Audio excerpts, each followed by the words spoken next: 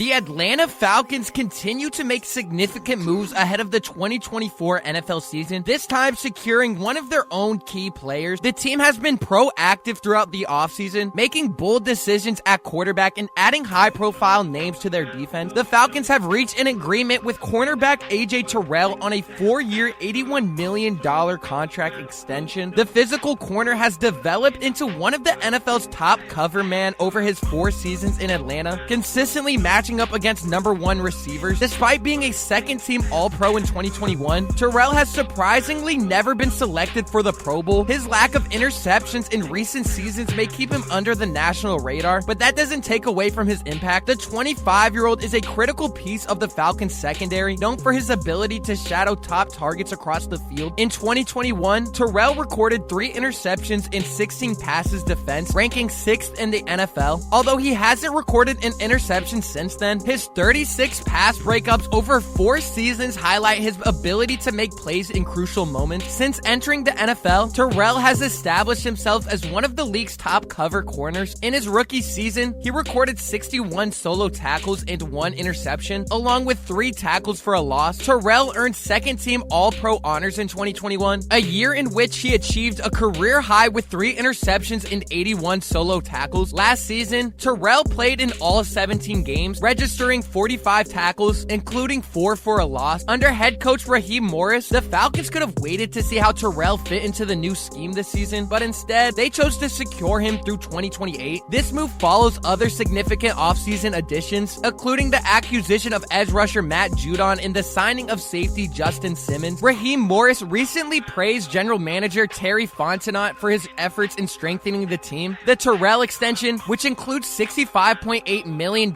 in guarantees, marks the conclusion of a productive week for Terry, who also brought in Judon and Simmons. This offseason, the Falcons made major investments to revamp their offense, which ranked 26th in the league last season. They signed quarterback Kirk Cousins to a 4-year, $180 million contract and added several pass-catching weapons, including wide receiver Darnell Mooney and Ray McCloud. Additionally, Atlanta selected quarterback Michael Penix Jr. with the 8th overall pick as Cousins' eventual successor. Although Terry's decision-making has faced criticism this offseason, the recent acquisitions of Judon and Simmons have positioned the Falcons as a team ready to compete in 2024. Both players are proven talents, with Judon bringing 32 sacks in his last 38 games and Simmons contributing 19 interceptions over the past 4 seasons. Beyond their on-field skills, their new additions are expected to enhance the locker room culture, which Morris values highly. Extending Terrell was also a priority for the Falcons. Terrell, who continued to show up to work with confidence throughout the process, exemplifies the trust Terry has built with his players. Since becoming general manager in January 2021, Terry has navigated challenges, including quarterback controversies and a salary cap overhaul. Despite 3 consecutive 7-10 seasons, his efforts have revitalized the team's culture and reignited a belief that the Falcons are ready to end their 6-year playoff drought. For his work, Terry deserves recognition, and with the momentum he's built, there may be more moves to come. The Atlanta Falcons surprised many by selecting quarterback Michael Penix Jr. with the 8th overall pick in this year's draft. However, it was just as surprising when the Falcons decided not to play Penix in week 2 of the preseason game against the Ravens. Penix will also sit out the team's preseason finale against the Jaguars on Friday. Head coach Raheem Morris initially stated concerns about Penix's injury history as the main reason for holding him out, but he also expressed satisfaction with Penix's progress throughout training camp and his first preseason game. Penix has a history of injuries, having suffered season-ending injuries in 4 consecutive years during his college career from 2018 to 2021. Despite this, he had a solid preseason debut, completing 9 of 16 passes for 104 yards in week 1. The best way for a rookie to get the best reps is during live games, even in the preseason. While Penix has shown his potential, he's far from a finished product, and additional preseason reps could help him continue to improve. However, credit must be given to Morris for sticking to his plan. He opted for a bubble wrap approach, not just with the preseason. Some coaches see it as a crucial time to test their starters and prepare them for the regular season, while others view it more as a necessary step to give hopefuls and reserves some live game experience as they trim the roster. The Atlanta Falcons clearly fall in the latter category. Raheem Morris seems committed to this approach, prioritizing the importance of practice and joint practices as a safer alternative to preseason games, hoping these settings will help avoid injuries. No one is suggesting that Michael Penix is just another version of Desmond Ridder. Penix came into the league league as a more polished prospect and has shown his abilities throughout the summer. The debate, however, centers on whether Penix, being new to the NFL and likely spending the 2024 and 2025 season as a backup, might benefit from the live action he won't see much of during the regular season. By sitting Penix for the second preseason game and the preseason finale, the Falcons are signaling that they've seen enough from him and that the risk of injury outweighs any potential benefits from additional preseason reps. I understand not risking injuries, but this preseason would have been the perfect opportunity to see his potential. We saw a small sample size in the first game. The Falcons made a lot of moves on both sides of the ball, not just the offense. They made this defense even stronger by adding guys that immediately make the defense better. Bringing in guys like Justin Simmons and Judon, who have proven to be top players in their positions, is the best thing Terry could have done this offseason. Before signing with the Falcons, what stood out the most to Justin Simmons, the four-time second-team All-Pro safety, was the hunger for victory. After 8 seasons with the Denver Broncos without a playoff appearance, Simmons is now a part of the Atlanta Falcons, who haven't made the postseason since 2017. However, this year, the Falcons are the betting favorites to win the NFC South, thanks to the new additions like Kirk Cousins and a talented young core led by running back Bijan Robinson and wide receiver Drake London. Both Simmons and Judon were on the field Monday at the Falcons facility. Judon, who had already been practicing with the New England Patriots during training camp, participated in one-on-one drills and took a few reps with the first-team defense. Team strength coach John Griffin mentioned that Judon is close to being fully ready, with his main focus now on learning the playbook. Simmons, on the other hand, is still working his way back into form, having been training independently during the offseason. While he's a bit behind, the Falcons are optimistic about ramping up both players to fit into defensive coordinator Jimmy Lake's scheme in time for Week 1 against the Steelers. Morris envisions using Simmons, who led the league with 6 interceptions in 2022, alongside standout safety Jesse Bates in a rotation with Richie Grant. Judon's role will be straightforward: get to the quarterback, a task the Falcons have struggled with for years. Over the last 3 seasons, Atlanta has ranked last in both sack percentage and pressure percentage, and 31st in pass rush win rate. They haven't had a double-digit sack leader since Vic Beasley in 2016, the last time they reached the Super Bowl. In fact, over the past 5 seasons, the Falcons have recorded 23 fewer sacks than any other NFL team. Morris mentioned that, ideally, a team would have 2 top pass rushers. While the Falcons don't have another standout like Judon, Grady Jarrett remains a force on the interior. The addition of Judon could create opportunities for other guys who have displayed pass rushing potential. Morris got a first-hand experience of Judon's quickness when Judon traveled with the team for their preseason game against the Ravens last Saturday. On the way back, Judon claimed the first seat on the bus, which is usually where Raheem Morris would sit. If you made it this far and you haven't already, make sure you go down below and you subscribe with notifications turned on so you never miss a Falcons video this season, or any video at all. Comment down below what you're looking forward to most for this season. Leave a like as well. I greatly do appreciate it. I'll see y'all in the next one.